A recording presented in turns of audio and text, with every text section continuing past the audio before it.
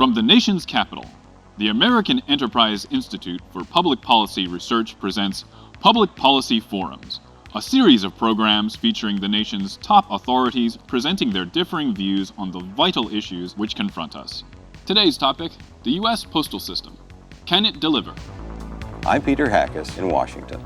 A friend of mine complained the other day that his mail delivery service seems to be getting slower and less reliable just since the postal rates went up to 15 cents. Well, he was exaggerating just a bit, of course, but what is the postage-paying public supposed to get for the increased postal rate? Is mail service getting better or worse, and why? Do postal rates have any real relationship to the costs of service? How much would the Postal Service have to charge to break even if it didn't have the federal subsidy? Could it survive, in fact? Why has there been so much trouble with the new machines that are supposed to speed mail along? Would ending the Postal Service's monopoly on first-class mail perhaps result in lower prices and improved service through competition? Or would just the reverse be true? Welcome to another Public Policy Forum presented by AEI, the American Enterprise Institute, a nonprofit, nonpartisan research and education organization. This roundtable discussion will explore the topic, the U.S. Postal System. Can it deliver?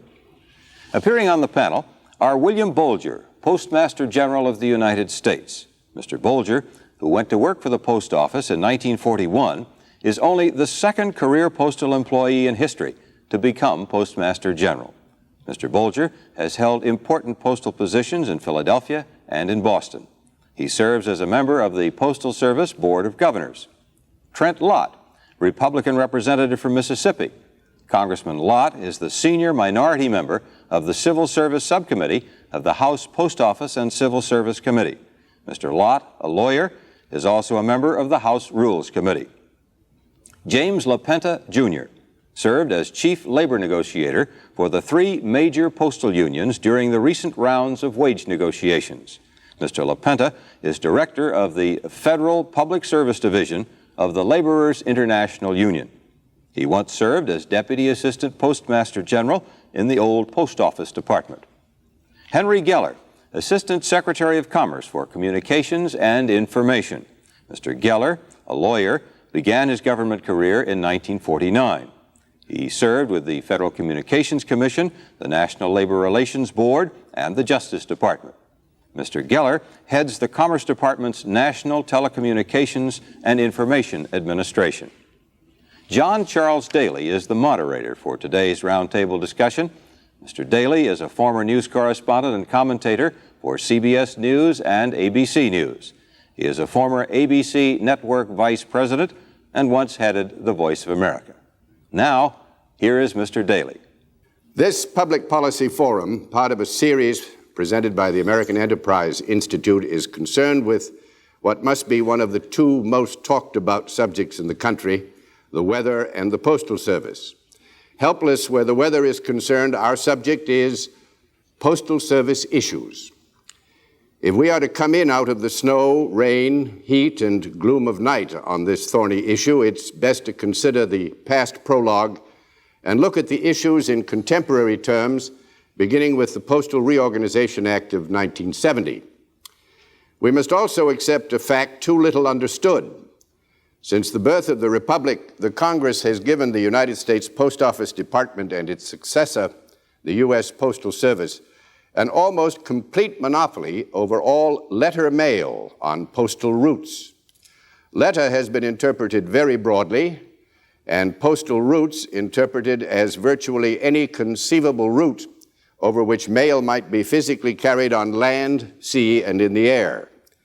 To defy that monopoly is to invite almost immediate cease and desist orders from the courts and fines or imprisonment. In the 1970 Reorganization Act, Congress removed postal operations from political control and created a public corporation with a 9-member board of governors which would select a Postmaster General, and they also created an independent expert postal rate commission to recommend postal rates and fees. The two main goals were efficient management and rates for mail service that cover the costs of service. Overly optimistic projections on mail volume, oil embargoes, and the ravages of inflation have all helped to frustrate the bright hopes of reorganization. But in and out of Congress, they were broadly considered insufficient explanation for an increase in the postal deficit from $175 million in 1972 to $1,176 million in 1976. Thus came the Postal Reorganization Act amendments of 1976. The main objectives there were to relieve the financial crisis, to improve the Postal Service's reporting to the Congress, to speed the handling of rate decisions, and to establish a special commission on postal service. In 1977, the report of that special commission held that the Postal Service is providing comprehensive and generally acceptable levels of service at reasonable rates, but needs improvement. Major recommendations were cut mail delivery from 6 to 5 days with window service on the 6th day, aggressively seek opportunities to provide services which integrate existing electronic communications into the unique collection and delivery system of the Postal Service, and preserve the postal monopoly against private express carriers, and retain the Board of Governors and the Postal Rate Commission. Yet in 1978, more than a half dozen bills lie in congressional schedules, the most important of which are H.R. 7700 and S. 1692. These would retain the Postal Service, but eliminate the Board of Governors, divide the board's functions among the Postmaster General, the Congress, and the Postal Rate Commission, and maintain the present frequency of delivery. 3 of the other congressional bills are more drastic. They would repeal the Postal Reorganization Act of 1970 entire, reenact the provisions it replaced, and return the Post Office to its status as an executive department, which, after all, is where we came in. And so, Mr. Postmaster General, as Chief Executive and Chief Operating Officer of the Postal Service, how do you see the future financial situation of the Postal Service? Well, I think the financial situation of the Postal Service is still going to be our most critical problem. It has been, is going to continue to be. However, I see it improving. It has improved. You cited the deficit of $1.176 million, $1,176 million in 1976. We had a deficit of $688 million in 1977. And I believe for 1978, the fiscal year which just closed will be below that figure. Also, I should point out that the last 2 years, for the first time since postal reorganization, we did not borrow any money. We did not borrow any money to cover our ongoing expenses, nor did we borrow any money for capital expenditures. I look ahead to fiscal year 1979 as an opportunity that we'll have, given the control of inflation in this country, and that's everybody's business, not just the Postal Service. Given the control of inflation, I think we have an opportunity to come close to the goal of living within our income. Of course, part of that income is $1.7 billion in appropriations from the Congress. All right, Congressman Lott, would you assess the present feeling in Congress about reestablishing close congressional control on the Postal Service? Well, it's always very difficult to say for sure what the attitude of Congress will be a week from now or in the next Congress. But I think that Congress feels like that the Postal Service is a service, and it will never be as profit-making or a profit-making organization like we might like for it to be, because as long as you're delivering mail to rural route $5 a ton of Mississippi, it costs a lot of money. So there is a feeling, I think, in Congress that we are going to have to provide some subsidy to the Postal Service, but how much is that going to be is a very difficult question to resolve. Secondly, we do represent the people, and if the people are going to be paying part of the cost of the Postal Service, then we have a right, in fact, we have an obligation to expect some answers from the Postal Service. Now, we disagree a great deal among ourselves how much that should be, whether it should be control or just having reports, whether it means appointment and confirmation by the President and the Congress, the Postmaster General. We have many different views, but there is a feeling in Congress that we are going to have to be more involved, I think, in it in the future than we have been in the last 4 years. Secretary Geller, in your testimony on postal legislation now before the Congress, you have expressed urgent interest in the interrelationship between traditional mail service and electronic telecommunication service. How do you see this relationship in the years ahead? Well, there are two ways, one of them very non-controversial and one of them very controversial. The Postal Service is the physical delivery system, and you can have a wedding, a meld of the electronic carriers and the Postal Service. One example of that is mailgram, where Western Union receives a message electronically, puts it into the Postal Service, and then it is printed there and delivered. There is no problem with that at all. We think that there should be more of that, and we'd like it to open it up to many carriers and many users. The second way is quite controversial, and that is, suppose the Postal Service replaces Western Union for the electronic input, and it develops the computers and all the other equipment. And furthermore, when it has that, it can then go out in electronic output directly to the business terminal or the home terminal.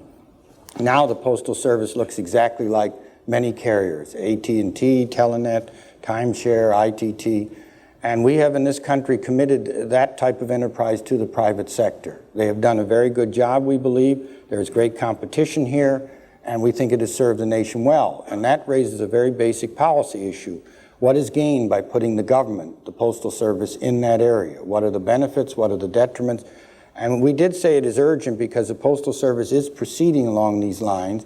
We think it is right that it should be proceeding to study them, but we think this is a national policy decision that should be made by the Congress, not just for the USPS, but in the context of what best serves the nation's telecommunication needs. All right, Mr. LaPenta, as Secretary and Chief Negotiator of the Postal Workers Negotiating Committee, do you think it would be in the public interest for the Postal Service to get into the business of electronic transmission of messages? Well, your question goes to the controversy that is already raging, namely competition versus regulations as they relate to the private express statutes. And I've got to be a realist about this matter, and I don't see Congress easily agreeing to extending the postal monopoly to telecommunications. Congressman Van Deerling, who heads that committee that has authority over this, has already spoken to the Postal Service perhaps having a role in interconnection as against transition. And our principal concern is going to be if the Congress is going to keep what historically it has done, telecommunications in the private sector, not in the public sector, then we're going to have to do something about this third largest workforce in the United States. What kind of payments are going to be made to this force in order to allow them to be gainfully employed either in other industries, and that is not going to come cheaply. I would like to point out also that I think too many people are hastening the demise of the Postal Service.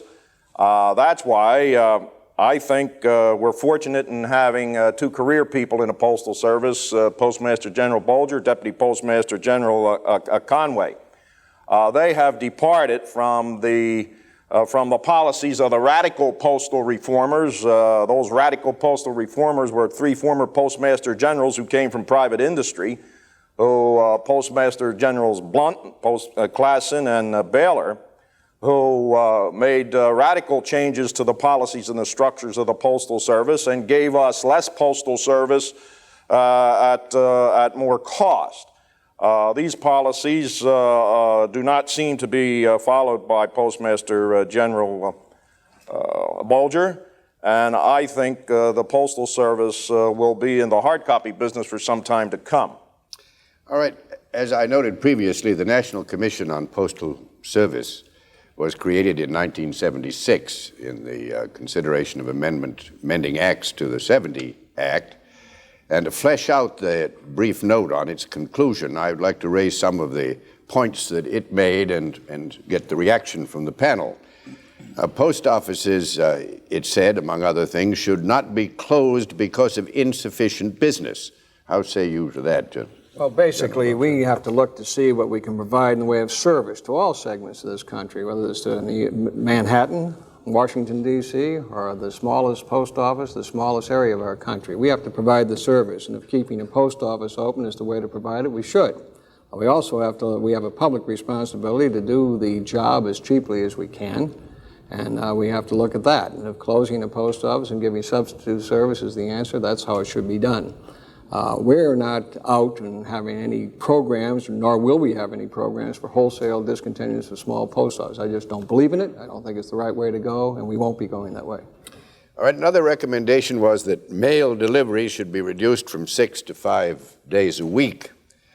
And what would you say to that, Mr. LaPenta? Well, I think if postal volume declines, that is going to have to be looked at. But again, the policies that are being pursued at this particular point in time, Postmaster General Bolger attempt to make the Postal Service more competitive. Some of the programs he has initiated will hopefully increase volume. If we increase volume and make the Postal Service competitive, as it should be, we'll be able to continue a six-day delivery. And I don't see any change in that in the immediate future. Mr. Daly, I'd like to comment if I could. On the 5 or 6 day service, the Post Office and Civil Service Committee had hearings on this, as you know, all across the country. And I frankly was surprised at the results of those hearings, because we had people come in from senior citizens to hospital representatives, and a great expression from the people, overwhelming numbers, that felt that the 6 day service should be continued. And we had statistical information provided that showed that maybe it would be even more difficult for the Postal Service to continue to get those deliveries there without further delay when they reduce the service from 6 to 5 days. Again, we have no plan to reduce service from 6 to 5 days, and very frankly, I agree with Jim LaPenta. Our volume is going to grow. The conventional Postal Service, despite where we're going in electronics, is going to grow. We have had over 96 billion pieces of mail this past fiscal year. We'll probably have about 98 billion in fiscal year 1979. And I expect that sometime around 1980 or 81, we'll grow over 100 billion pieces of mail if we do our job right. The whole issue of 6 to 5 day delivery is a public issue. It's our obligation to provide the level of service that the public wants, including 6 or even 7 day delivery if they want it, provided they're willing to pay for it. Could I comment, as Congressman Lott did on the prior one, and that is, I think in the short term, I think quite correctly that the volume of mail will stay up around 96 billion or higher. The trends here do indicate, however, this problem of some shift, some loss to the electronic sector. In 1945, I believe the Postal Service had a third, now it's down to a fifth of the message traffic. The electronic sector has grown from 2/3 to 80%. There is a revolution going on in electronics, in transmission and in switching, and the costs are going down a great deal. There are enormous savings, therefore, in eliminating any physical delivery at all. Business is taking advantage of that. I think they will do so more and more, and I don't say it'll reduce volume, but certainly it won't grow perhaps as fast as it will, and that, I think, does pose a long-term problem that I wanted to raise. Well, I want to pick up on that. That's going to promote a very serious problem, again, in terms of the postal workforce, because as Mr. Geller is saying, there's going to be a crossover at some point where those costs of telecommunications are going to be substantially reduced, and all that, the electronic message transmission, electronic fund transfer, and all that type of business, which is our important business, our most profitable business in the Postal Service, will go that way. And as a consequence of that, we've got to get out of this public attitude, and this attitude on the part of mail users that the postal workers should subsidize the Postal Service during a period of transition. And I repeat what I said earlier. You're not going to get away with that. This workforce has to be protected, as every other American worker is in the private sector. When you have the obsolescence of an industry, and in the obsolescence of the postal industry, the various kinds of transfer payments are going to have to be made to these postal workers. And once again, that bill's either going to be paid by the Postal Service or by the government in the form of training and retraining, and it's not something that you're going to get away from. Don't expect the bill to be cheap. Mr. Postmaster General. I really do think there's two things that we have to think about here. First of all, you're not going to see the Postal Service disappear overnight. The hard copy delivery is going to grow. Need for the hard copy delivery is going to grow in the conventional sense, And I think in the infant stages of electronics, and we really are at that point, we have the most unique capability of continuing to make the hard copy delivery that will be necessary that nobody else could possibly duplicate. 160,000 routes out there, 40,000 retail outlets. I defy anybody in the private or even the public sector to pick that up and pay that bill. And I think we'll have that role to play for many years to come. On the other hand, I think it's about time that the Congress, the administration, and all interested parties face up to this world of electronics and try to form very quickly the public policy that we should be pursuing.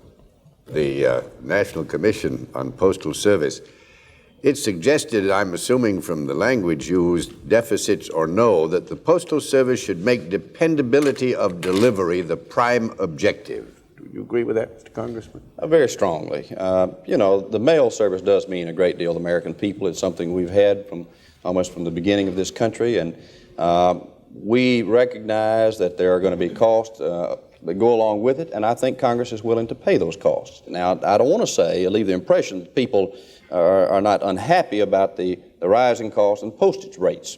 And I think you're talking about two different problems. You have the subsidy for the service that is provided that can't make a profit, and then you have the increasing postage rates that's brought on by a number of things, inflation and everything else. But we recognize that there will be a necessity for some subsidy from now on, probably. Mr. Postmaster General. Currently, our cash position tells us that we do not need additional subsidies. We stabilized our rates for 2.5 years from December 1975 till May of this year. And again, with the big given, the control of inflation in this country, we can stabilize our rates again for 2.5 or 3 years. And I look ahead in our cash flow position, I see no need, at the present time at least, for any influx of additional taxpayers' monies to the Postal Service. One of the conclusions of the National Commission on Postal Service was that the Postal Service should retain its monopoly on first-class mail. Now, how do you all feel about that? This goes to my opening remarks in which I said the letter mail monopoly had been there virtually since the country was founded, and that the word letter has been defined so broadly that it includes Christmas cards, Valentine cards, punched cards, just about everything you can think of, and the postal routes include sidewalks, streets, creeks, and anything on which you can ride or fly, I would think. Now, should this monopoly be reviewed, and should the monopoly of 200 years be changed drastically? Mr. Postmaster General. Basically, we do have a monopoly on letter mail, which even includes Mr. Daly addressed advertising material, and it's an extensive monopoly. With the monopoly we have, the responsibility that where we self-police it is ours to make sure that we offer to the people the services they need at prices they're willing to pay. And if we can't do that, if we won't do that, then we ought to give up voluntarily without it being forced to give up part or all of our monopoly if necessary. But we're not at that point. This country, in my judgment, still needs this universal postal system. There are new services that people want that we haven't provided yet. But that doesn't say that we won't, and that's what we're exploring now. Before I'm willing to give an inch on that monopoly, I'm going to see if we can't provide the service that people want. If we can't or won't, then I think we have to voluntarily give up part of that monopoly. Mr. LaPenta, from the point of view of the postal worker, how do you look at the postal unions vigorously support the postal monopoly. Historically, the postal monopoly has been used to protect postal revenues. And as we've talked here this evening, we see the necessity for that protection to continue during the transition period that we've been talking about into telecommunications.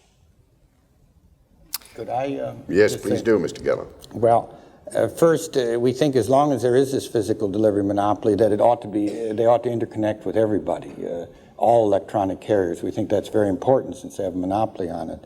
The second thing I'd say is that if they do enter the telecommunications area, and that is a big area, this is an area where competition, as I say, is very rife. We are seeking deregulation, and that would raise a policy issue. Why should they maintain their monopoly when they're entering this telecommunication area? Maybe anybody should be allowed to do physical delivery then, and we would simply raise that as a policy issue if they do enter. The final thing I'd say is that if they stay the way it is now, it really doesn't matter whether you have the private express monopoly, because The end product years down the way is really electronic input, electronic output. No delivery over postal routes. Once you deliver, you have costs. And so if you look down the road of where industry is going, what they seek to do is to avoid all physical delivery, to have it simply on a cathode ray tube, on a TV set, or have a printout right in the office, but not to have any delivery at all, so it does not come at all within the private express statute. Mr. Daly, if I could comment on that too, just briefly. First, I'd like to say I agreed with and appreciated the remarks of the Postmaster General on this. The Postal Service does go into those rural areas and provide a lot of services that the people probably would not get without the monopoly of sorts the Postal Service has. And if you didn't have the monopoly, there would be the possibility of the so-called skimming of the cream off the top. However, I do feel that the definition of a letter has been defined too broadly, and that there are some areas where the service is not being provided. I understand that just very recently, the Postal Service has tried to initiate some time-sensitive delivery in 3 cities just in the past month or so. So maybe they will attempt to provide that service, but we have got to make sure that the people have this service, and if the private sector can do it where the Postal Service won't, then they should be allowed to do that. This whole time-sensitive area is a bunch of baloney, and it's a way of getting into the back door, insofar as the postal monopoly is concerned. I agree with Trent, however, that you not only have to protect these remote areas, particularly rural America, and we need a postal service in place with economies of scale in order to do that. But you also have to have it for the large urban areas too. But the facts of the matter are there are a lot of people in the cities that need postal service, and those persons have a right to that service just like rural America has because of their various handicaps and other their location and that kind of thing. So I agree with Bill Bolger. We need a postal service in place, and therefore to have that postal service in place, we need to have the postal monopoly. While we're on this area, Mr. LaPinta, the same wage scale, I understand, is now used for both rural and urban postal workers. Differences in wage rates based on the cost of living have generally been opposed by union leaders. Would you explain the philosophy of that? Yes. Once again, this is a national industry. The Postal Reorganization Act calls for our getting comparability. We have started down that road toward comparability, and we're not about to be piecemealed by having our rates fractured by having different rates for different areas. Most national industries, with the exception of maybe the telephone industry, do have national rates, and in collective bargaining, you bargain pay along 2 lines. One, on a basis of general wage settlements, a relative movement in wages in comparable industries, and then you also bargain on a basis of pay comparabilities, individual skills and tasks, etc. That's the way we do it. That's the way we're going to do it. Mr. Bolger, would you like to comment on that? It's a very easy thing to comment on. For the next 3 years, that's the way it's going to be because we have a contract saying so. All right. Let's come to another area. You know, we have agreed here, I think, generally with the conclusion of the Commission that dependability of delivery should be the principal goal, deficits to the contrary notwithstanding. There is, I think you will agree, a tendency perhaps in the press and broadly among the public to feel that there is not a dependable service. Have changes been made since that report in 1977 that would, in your view, correct some of this attitude in the public? Well, we're always striving to improve our service. I can't think of anything that we have to do more than provide reliable service, again, at prices people are willing to pay. I think we sometimes get led down a primrose path when we think of the postal monopoly. The postal monopoly extends to about 70 billion pieces of our mail. We have 26 billion pieces of mail where there is competition available. And people are still using our service, and I see that service growing, particularly, and I hope our parcel service will grow with the new rate structure we file with the Postal Rate Commission when they approve it. And I think our third-class mail, including non-addressed advertising material, is increasing in volume. So I don't question the need for us to provide reliable service. I think we have been improving on it. I think we give a fine level of service today. There are always areas here and there where we fail, and we try to find out where they are and pick it up and correct it. Statistically, Mr. Postmaster General, have your deliveries been improving in the past 2 or 3 years? Yes, they've been improving. We've been meeting our own self-imposed service standards. We've been meeting them more reliably than we have. Well, let's go back before postal reorganization. We were as Larry O'Brien put it, we were in a race with catastrophe because our service was going down and then our costs were going up. They weren't done by postal rates, but they're done by increased subsidies by the Congress of the United States.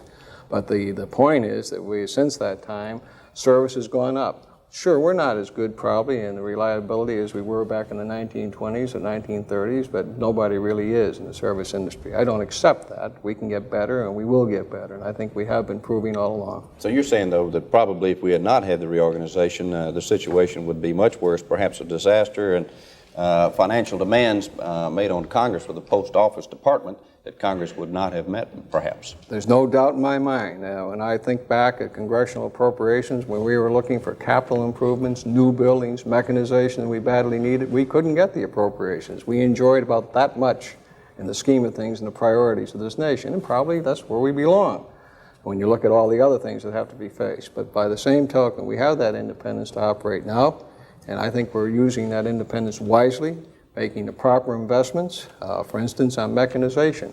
Before postal reorganization, letter-sized pieces, only about 25% were handled on a mechanized basis. Now we're up to 62 to 63%, and that's an improvement.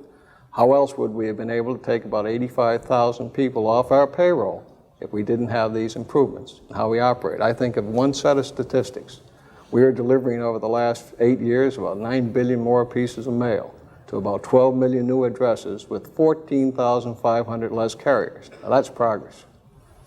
Mr. LePen, it is said that the average wages of the Postal Service workers have risen more rapidly than wages in other comparable industries and could be a cause of higher postal rates. What is the comment you'd have on that general observation?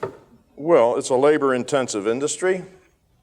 And it's true that 86% of your expenditures go for pay.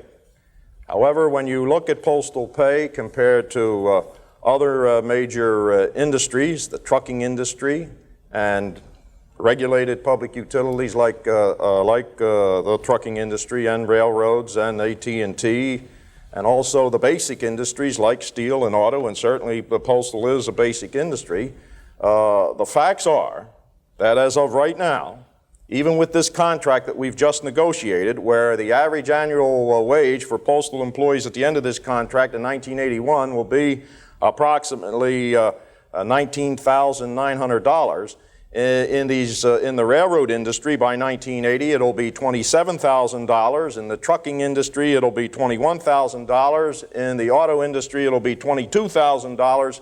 And in the telephone industry, it will be on a par pretty much with ours. Postal workers have made their contribution to keeping costs down in the Postal Service because the facts of the matter are, once again, in 1973, 1975, and 1978, our pay negotiations were not comparable to other industries. We did not meet the pattern. Mr. Bolger, the economists, the practitioners of the dismal science, have criticized the Postal Service's efforts to allocate the costs of delivering the mail. They charge that the present rate structure is discriminatory. Would you agree that it is? Well, I don't believe it's discriminatory. There's a possibility it should be questioned. We question ourselves whether we're getting all the data, the correct data, when we need it to support our cases. We think we have. We will continue to try to improve upon that. That's always a question. I think when you look at if you're on one side of the issue, you're going to come up with a different answer than you're on the other side of the issue. Are you saying that you do assess all the costs of that part of the Postal Service delivery where it belongs? We tried to pin that down to each class or subclass of mail, and we think we're doing a credible job. And in our filings with the Postal Rate Commission, this is the way we support our rate cases. Well, and of course, you are aware that there are those that argue that it's not been done. Well, the last three rate cases have shown that the attributable costs have gone up from about 50%. This third rate case, they're up to about 70. So I think Bolger's right. There has been some movement in that area to take care of the criticism that has been leveled at the Postal Service and the Rate Commission in this area. All right, I think it's time to get to the question and answer session. Should private letter carriers be permitted to compete with the postal system so that customers could get the best price for service? Would the introduction of competition result in better and more efficient service? Or would these new companies merely skim the cream and leave the less lucrative routes and the less lucrative classes of mail, resulting in higher rates for all but first-class mail? Or, finally, should the Postal Service be brought back into the government, be fully subsidized, and put under the control of Congress? Now, to challenge our panel members, let's get the views of the experts in our audience. All right, may I have the first question, please? Yes, Yes, my question is that my name is Jack Rabinow, and I'm employed with the National Bureau of Standards, but my question is addressed for myself, not for the Bureau of Standards. Yeah. When you people talk about throwing the clock back to the previous time, there's really a third choice. The politics of the post office was due to the fact that the 100,000 postmasters were political appointees. It later went down to 50,000. I think that was the last number. Now, that being the case, isn't the third choice to make it straight civil service with no politics and only the Postmaster General to be appointed by the President, as is done in most agencies? all right. Would you like to start, Mr. Bolger? Actually, Mr. Rabinow, the Postal Service is devoid of politics now for all of our appointments. They're all made through merit, and that's the way they should be made, and that's the way they should continue, including the Postmaster General's appointment. Our public members of the Board of Governors, the 9 public members, are appointed by the President and confirmed by the Senate. And I think in that way the public interest is best served. But we do have an entire merit system. How else would I be the Postmaster General? Mr. Congressman, do you want to add anything on that? If I could, please, just briefly. As the Postmaster General said, it is now a straight merit system of appointment. I must say I think most congressmen are proud of it, because under the old system you might have 17 people trying to get one postmaster's position, but he could only appoint one.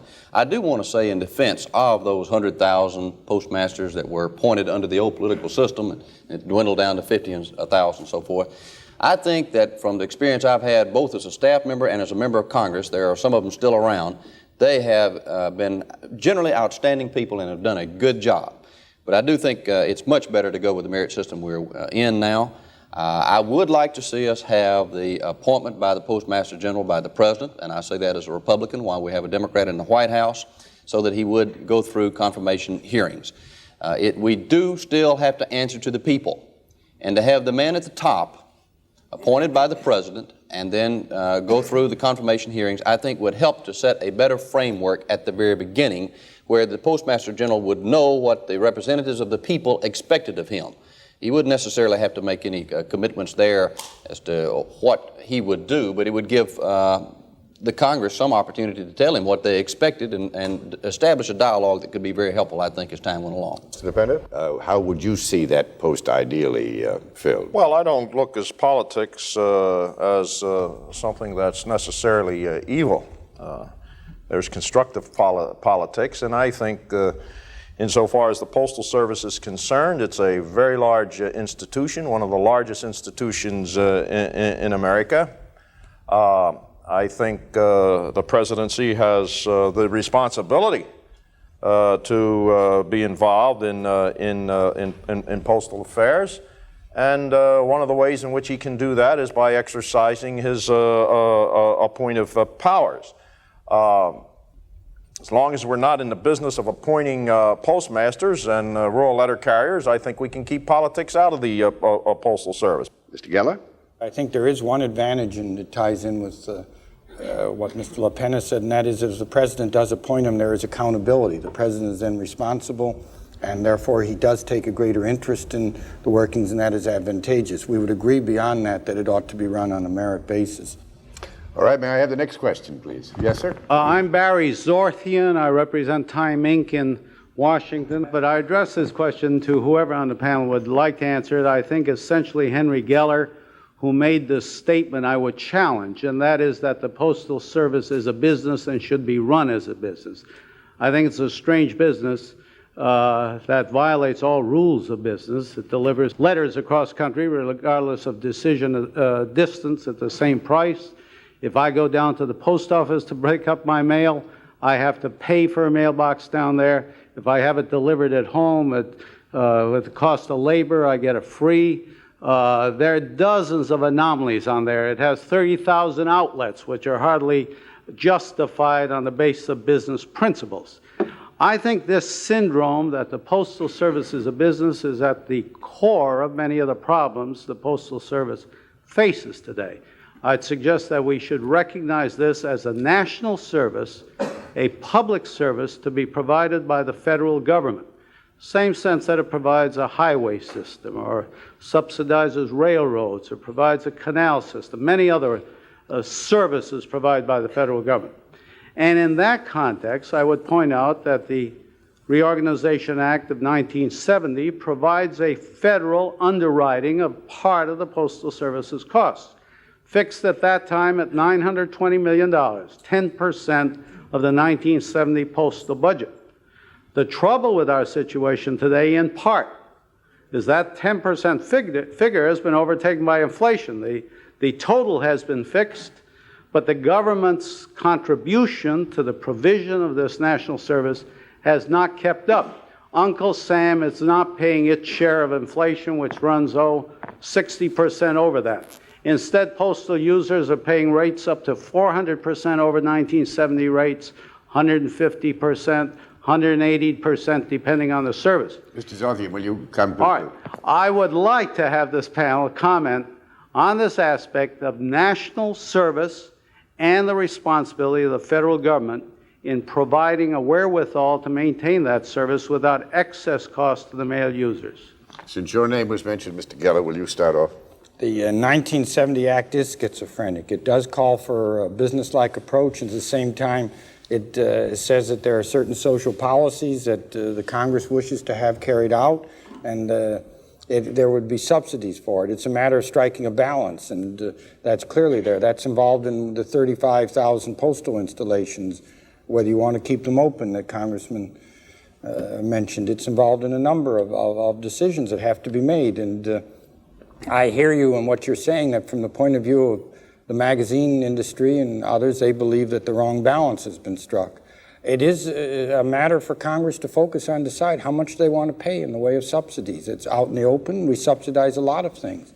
And you're arguing for more, and that's a congressional decision. Mr. Bolger? Yes, I've heard the Postal Service, the United States Postal Service, call everything from a public corporation to a private corporation. And what it really is an independent agency of the United States government, which is responsible for providing a necessary service, mail service, universal mail service to the people of this country, and indeed to the world. We do provide service all over the world. Now, I think that's our role. Now, how it should be funded? Well, if it's to be subsidy, again, is a public policy issue that is up to the Congress and the executive to address. In the meantime, under the current Postal Reorganization Act, we're trying to conduct our business in a business-like way, as I think we should, or any government agency should, whether they're independent or not, and try to do everything we can to keep our costs down and our service level high. That's what we're doing. Well, let me comment on that. All right, Mr. Dependent. There's no question that the Postal Service is effectively a public service in its entirety. The problem arises, as has been pointed out, by the ambiguity in the law, and furthermore, you get a situation when postal legislation wends its way through Congress, since there are so many postal constituencies, including Mr. Sorbian's postal constituency. Everybody's up there to get their share of the pie. It's just like collective bargaining. My point is simply going to be this. Where postal subsidies are concerned, fine, if you can get it, but don't think postal workers are going to subsidize the second-class mailers. Mr. Congressman. Of course, Congress is going to have to make some decisions on what the postal workers will be able to get in a way as far as it might affect the subsidy that goes to help the Postal Service. But we ask the Postal Service to be run as a business-like organization.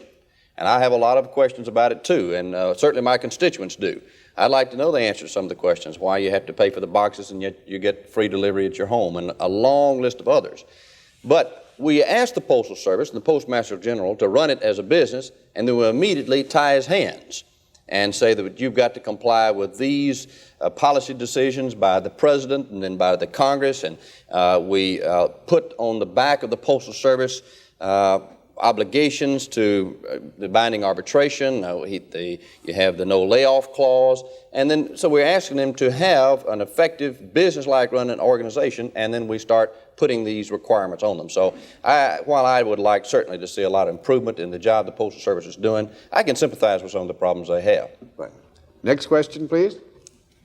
My name is Jim Campbell. I'm a local attorney, but I'm just representing myself.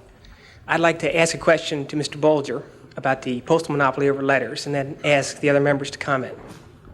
Mr. Bolger, as you know, the Postal Service's definition of a letter is now in postal regulations, which were first published in 1973.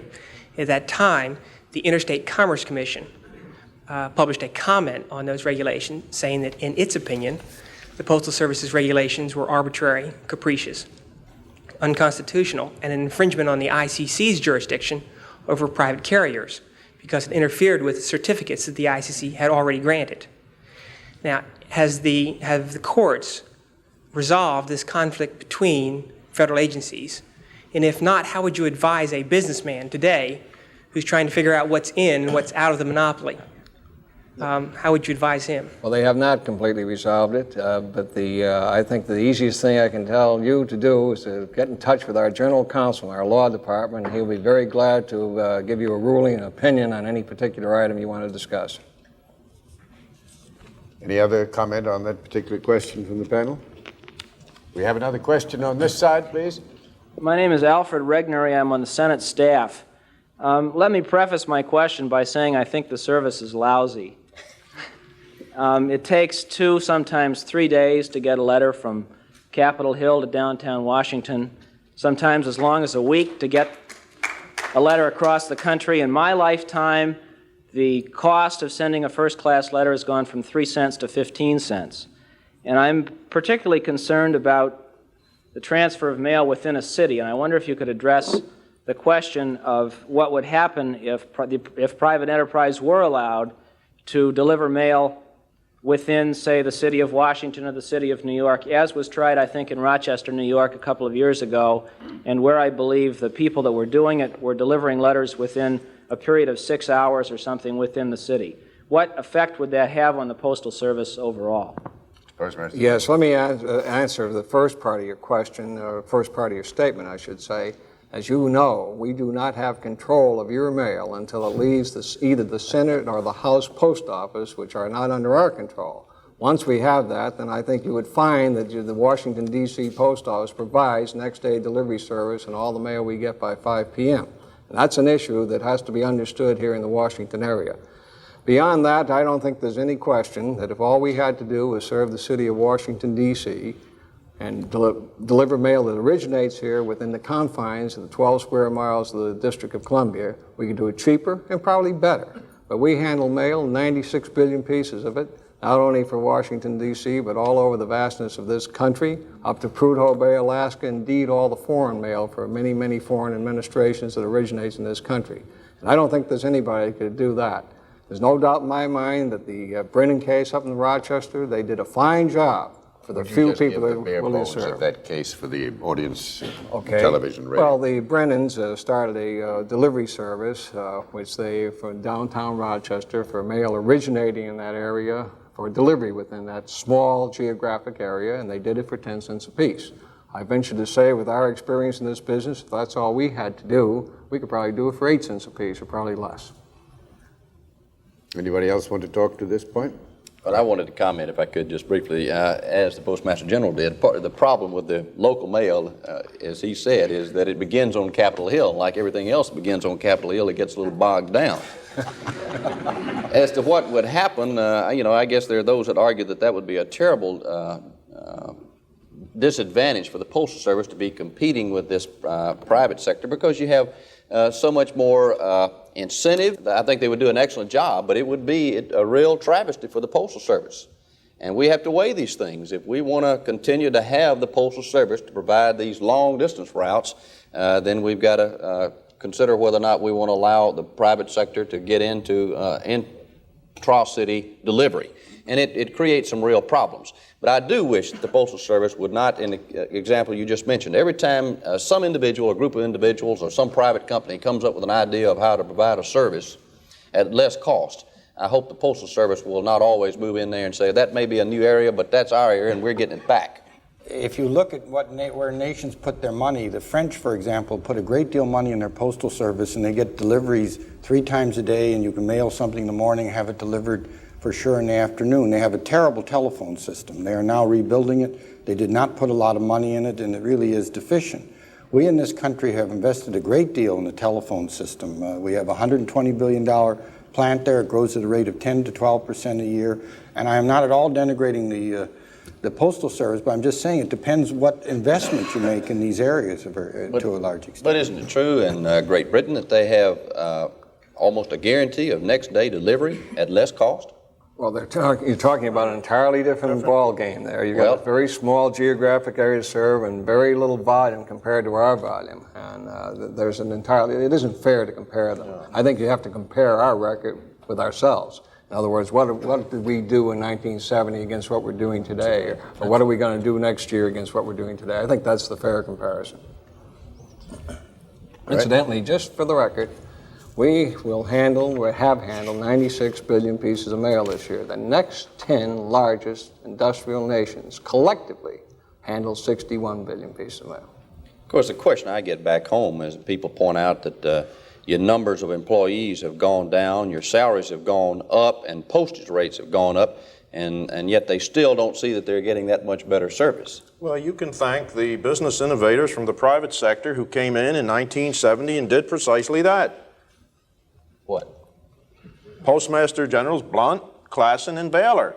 They used this product line concept of private industry, brought it into the Postal Service, curtailed the mail, cut down the number of delivery collections, and did a whole host of those kinds of things, which has taken 8 years now to try and undo that kind of thing. And that's why my remarks earlier, I congratulated Bill Bolger and Jim Conway with their service orientation concept. We'll be getting this thing back to a service orientation, and hopefully having the kinds of standards that we had in 1969. So, you know, this business of business innovation works both ways. You get poor innovators as well as good ones, believe me. Good service doesn't mean you have to give up good business principles, though. No, it does not. No, I didn't say that. As a matter of fact, good service, financial controls go hand in hand.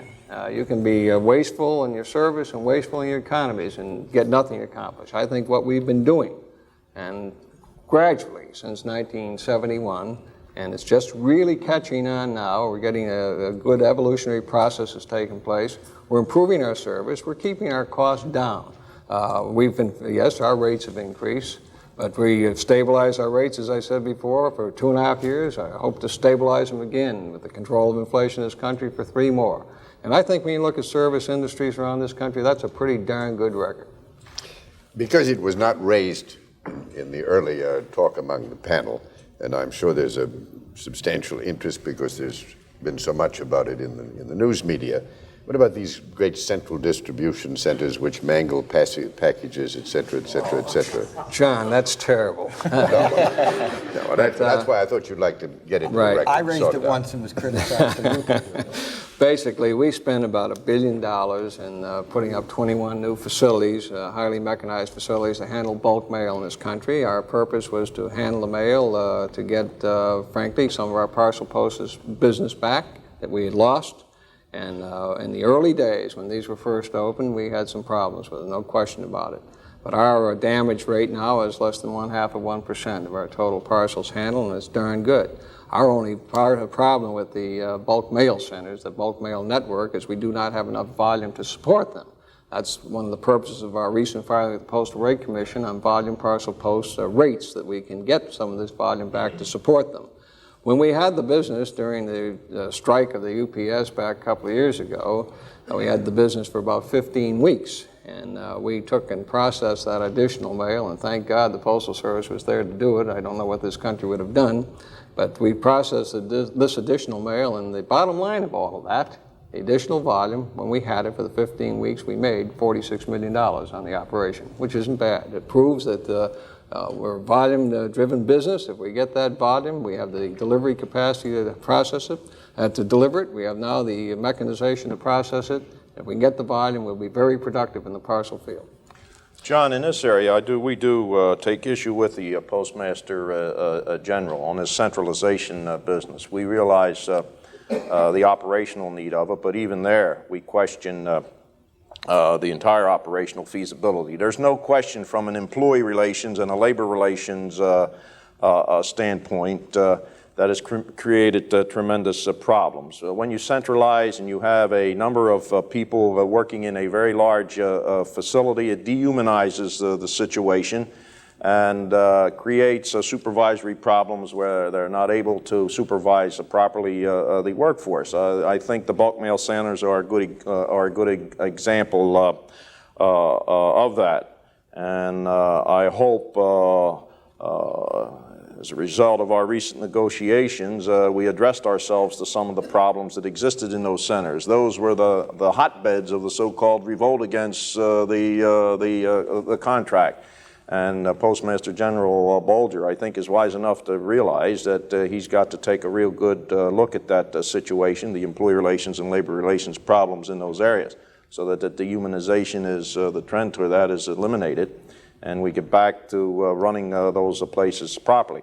I repeat also that from an operational standpoint, I think it tends to also bring our levels, our standards of service down. All right, I'm afraid that concludes another public policy forum presented by the American Enterprise Institute for Public Policy Research.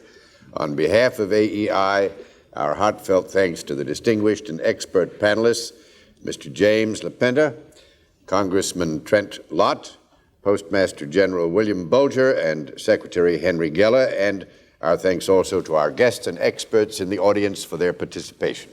This public policy forum on postal system problems has brought you the views of 4 experts in the field.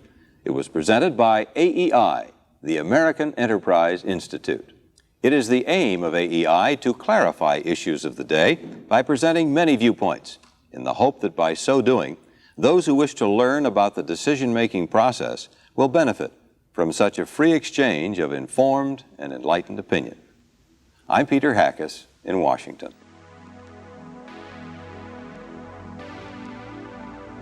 This Public Policy Forum series is created and supplied to this station as a public service by the American Enterprise Institute, Washington, D.C.